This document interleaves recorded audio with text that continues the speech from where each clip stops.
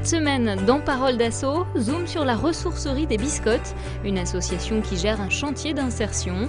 Implanté 19 avenue du Moulin-Marcille, au Pont-de-Cé, ce magasin est ouvert tous les mercredis après-midi et les samedis de 9h à 18h. Dans cette caverne d'Ali Baba, les objets d'occasion retrouvent une seconde vie.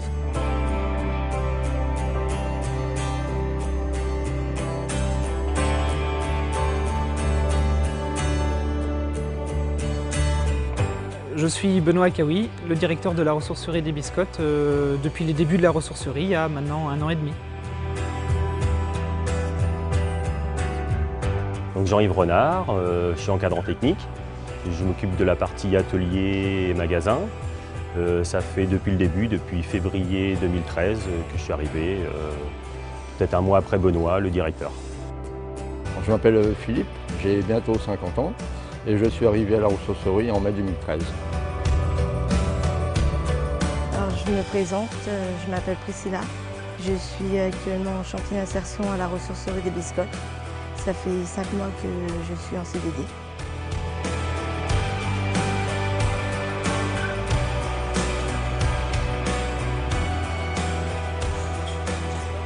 Alors on est sur le site des Biscottes, qui est l'ancien site connu pour notamment être le lieu de production des biscottes langevines, que le groupement d'associations Entreprendre pour la solidarité a racheté au groupe Pasquier en 2012.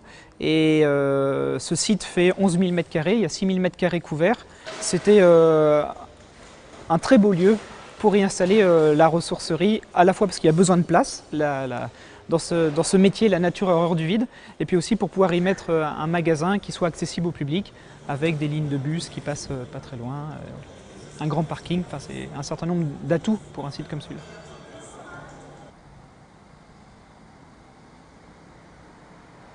Nous collectons des objets dont tout un chacun souhaite se séparer. Nous les valorisons, ça veut dire beaucoup de tri pour séparer ce qui est bon de ce qui n'est pas bon, beaucoup de nettoyage et un peu de réparation quand c'est dans nos compétences. Et puis nous les mettons en vente à travers notre magasin solidaire. Là-dessus, on a une couleur un peu particulière, c'est qu'on essaye de faire autant que possible de la sensibilisation à la réduction des déchets. Donc on se sert aussi de cet outil pour accueillir des groupes d'adultes ou de scolaires pour une visite animée sur le thème de la réduction des déchets. Et c'est une manière aussi de découvrir ce que seraient devenus les déchets si la ressourcerie n'existait pas, et puis aussi l'intérêt sur le plan environnemental d'un outil comme celui-là. Donc il y a deux choses qui nous différencient d'Emmaüs. D'abord le modèle économique. L'ensemble des personnes qui travaillent à la ressourcerie sont pour la grande majorité des salariés. La plupart sont en parcours d'insertion, à la différence d'Emmaüs qui est une communauté. Et puis la deuxième, c'est qu'on n'a pas l'outil de la déchetterie sur le site. Et du coup, quand on collecte des objets que l'on ne pourra pas valoriser dans le magasin, on doit les remettre en déchetterie, les évacuer. Et ça représente un coût pour notre structure. C'est pour ça qu'on explique assez volontiers aux personnes qui apportent à la ressourcerie nos différences et puis le fait que du coup on ne peut pas tout prendre.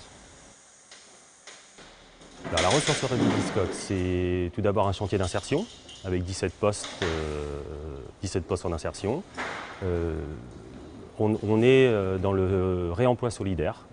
Donc en fait, nous, on va chercher des objets, on collecte des objets, divers objets, en déchetterie, chez les particuliers et en apport volontaire. Les gens nous déposent aux horaires du magasin les objets.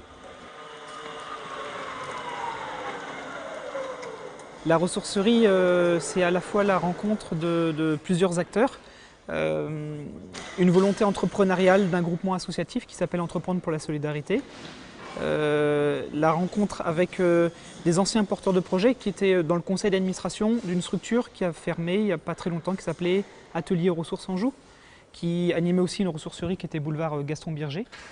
Et puis la rencontre avec les élus de l'Agglo, qui se posaient déjà la question de développer la filière de réemploi.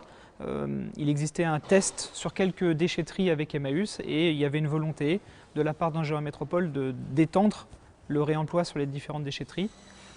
Et puis le quatrième ingrédient, c'était la disponibilité de places en chantier d'insertion. qui sont alloués par l'État. Et l'ensemble de ces 4 ingrédients, ça a permis la naissance de la ressourcerie. Juridiquement, l'association existe depuis 2012, mi-2012. Elle existait pour pouvoir porter le projet, le construire. L'agrément en tant que tel a été donné fin 2012, en décembre 2012. Moi, en tant que directeur, j'ai été recruté janvier 2013, et puis ça a été le début des recrutements. Entre janvier 2013 et juin 2013, on est passé de 1 salarié dans l'association à 18 salariés, avec notamment 14 salariés en parcours d'insertion.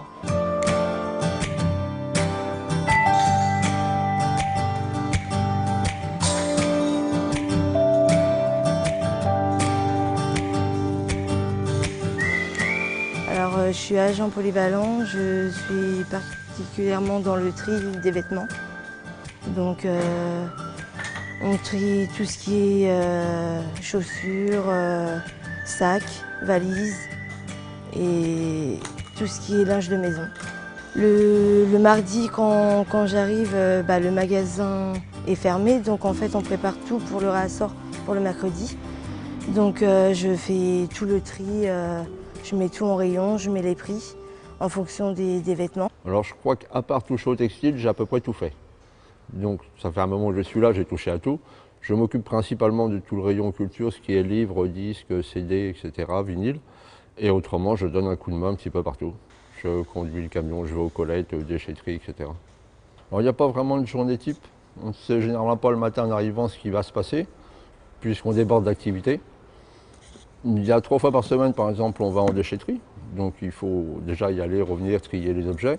Autrement, il y a bien sûr le plus gros de l'activité, c'est le tri d'objets, comme pour moi les livres ou les disques, par exemple. Mais ça peut être du bricolage, de l'aménagement, donner un coup de main à droite à gauche. Et puis avec les journées du mercredi et du samedi à part, qui sont des journées où le magasin est ouvert, où on doit avant faire le réassort et s'occuper des clients.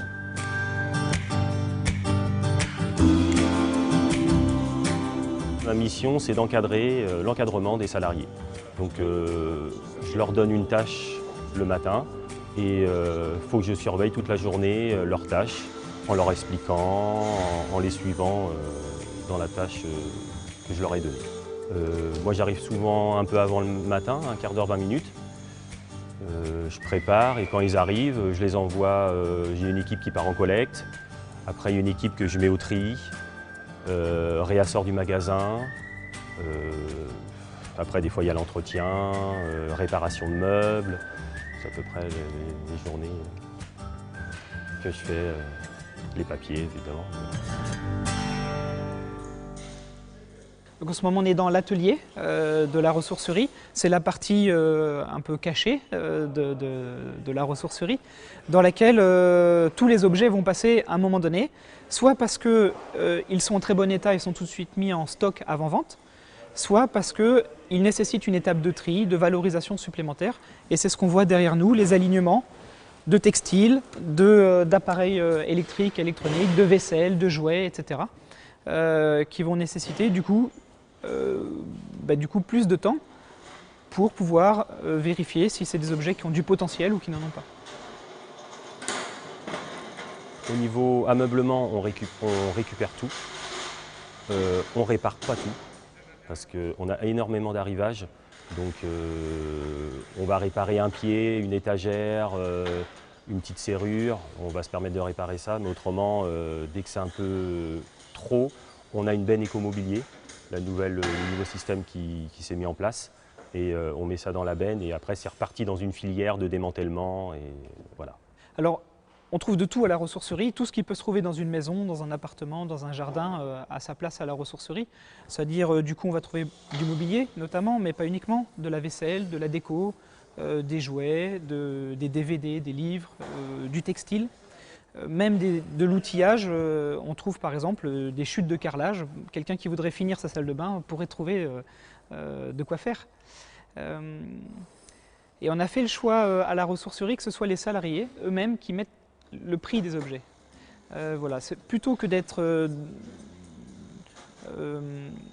moins autonome et de devoir demander régulièrement à l'encadrant, on a choisi plutôt de les rendre autonomes, c'est-à-dire aussi de les rendre curieux des objets qui vont vite trouver preneur dans le magasin, qui vont vite être adoptés, et puis aussi d'être curieux de ceux qui vont mettre moins de temps à trouver. Le bon prix pour nous, c'est le prix qui fera que l'objet partira dans un laps de temps raisonnable.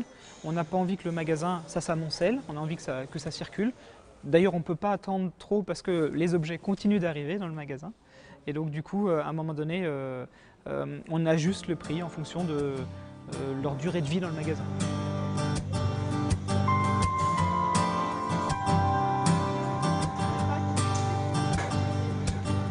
On reçoit parfois des très beaux objets parce qu'ils ont une valeur sentimentale ou historique. C'était notamment le cas. À un moment donné, Ghislaine, dans un palox d'objets de déco, a retrouvé une petite boîte avec la marque des biscottes Langevin. Donc c'était un petit cadeau qui racontait l'histoire du site. Voilà, c'était un petit objet particulier, sans valeur pécuniaire, mais avec une vraie valeur sentimentale.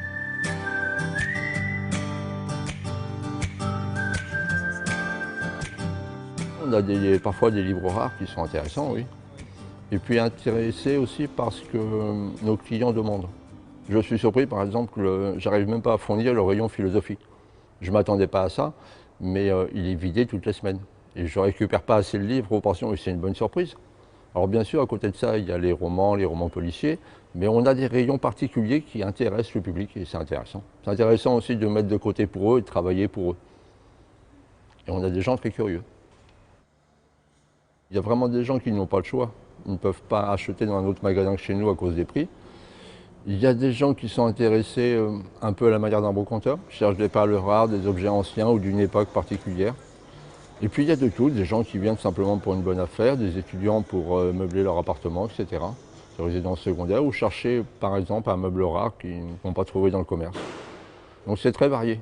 On a aussi bien des familles, des grands-parents que des enfants, des étudiants, de tout. Le souhait qu'on a avec ce projet, c'est peut-être de voir comment continuer de créer de l'emploi, peut-être de créer de nouveaux postes. L'objet de l'association, l'objectif, c'est vraiment la création d'emplois. On sait qu'on collecte entre 8 à 10 tonnes par semaine d'objets. Sur une année, voilà. L'année dernière, c'était l'année de démarrage. Donc on a démarré progressivement. On a collecté plus de 160 tonnes, 165 tonnes. Si on tire un trait sur l'année 2014, qui va être une année complète, on va être entre 300 et 350 tonnes, ce qui est conséquent. D'ailleurs, ça justifie le fait qu'on ait envie de continuer de créer de l'emploi à partir de cette activité, parce qu'avec 22 salariés, c'est toujours pas suffisant pour répondre aux besoins de manutention, de tri, de valorisation de tous ces objets.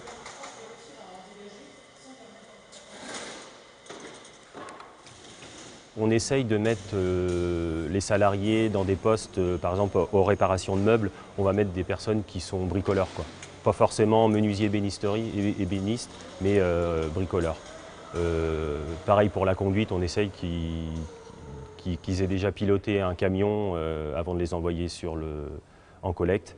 On fait un peu ça. Autrement, quand on n'a pas le choix, j'essaye de passer le maximum de temps avec eux pour leur expliquer, et voilà, pour que ça fonctionne bien.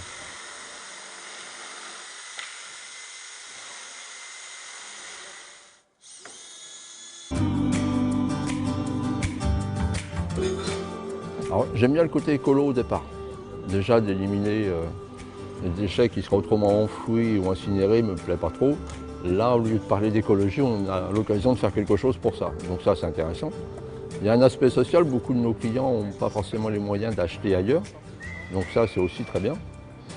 Et puis on montre à tout le monde qu'en fait, des objets d'occasion peuvent avoir une seconde vie et sont tout aussi intéressants. Dans tout ce contexte, c'est intéressant. Donc la ressourcerie a démarré il y a 1 an et demi. Aujourd'hui, on ne peut pas tirer une conclusion définitive sur le modèle économique. En tout cas, ce qu'on sait, c'est que l'année dernière est une année de démarrage qui nous a permis de bien découvrir. Cette année, on sera à l'équilibre financier, c'est sûr, avec la particularité pour un chantier d'insertion, c'est que l'équilibre il se trouve quand il y a à peu près 70% de subventions et 30% qui viennent de la part du magasin. Donc, ce qui revient à dire que les achats en magasin, c'est un acte solidaire dans le fait que ça permet de financer 30% du budget de la structure.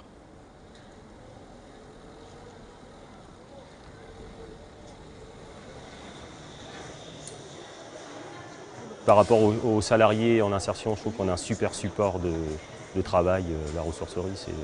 On a plein de choses diverses comme travaux. Et pour eux, c'est bien aussi. Ils ne sont pas tout le temps à une tâche, ils vont en collecte, ils vont réparer un meuble, ils font du rassort, ils voient les clients. Donc non, moi je trouve que c'est un super support, la ressourcerie.